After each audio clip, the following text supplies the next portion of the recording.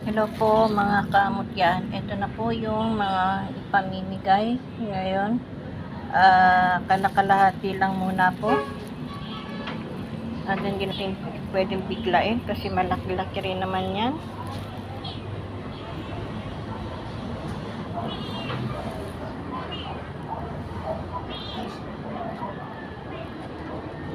Yes po sa mga nakakapanood nito kung saan makarating ang video ito kahit maikli lang. Paki-subscribe po at pindutin ang notification bell, like, comment, and share para sa mga hindi pa mabibigyan. Ngayong magluluto ako hinihintay ko lang tapos ito.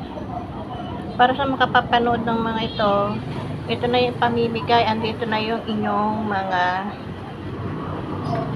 ibibigay sa inyo.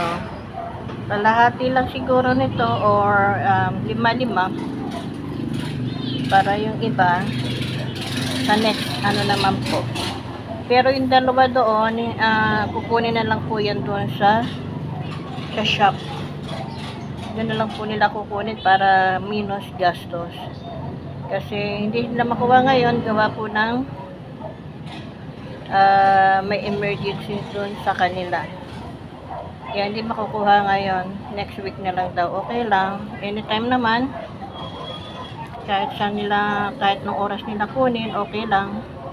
Dadalhin ko na yan doon sa shop. Sa clinic ba?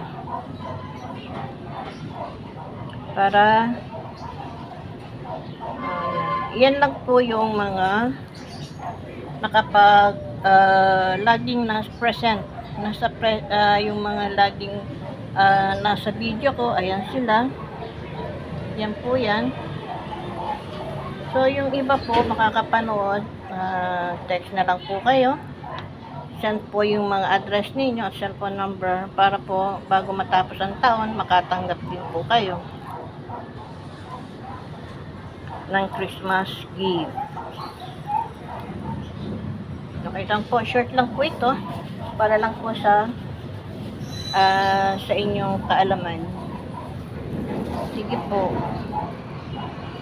Yan, pagmasdan nyo na yung inyong mga raffle at hintayin nyo na lang kung may kailan ko pwedeng isend kasi po sa ngayon anong tawag dito, marami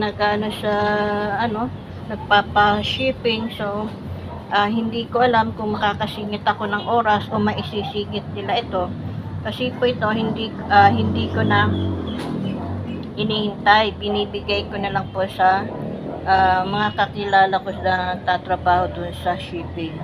Binibigyan ko na lang po sila ng pa-Christmas ngayon. Kaya yun po, kukunin ko na lang ang resibo para mapicturean yan sa inyo. Ibig sabihin, kapag napicturean ko na, nakuha niyo yung serial number nila o tracking number, nandiyan na po yan sa inyo, abangan nyo na lang.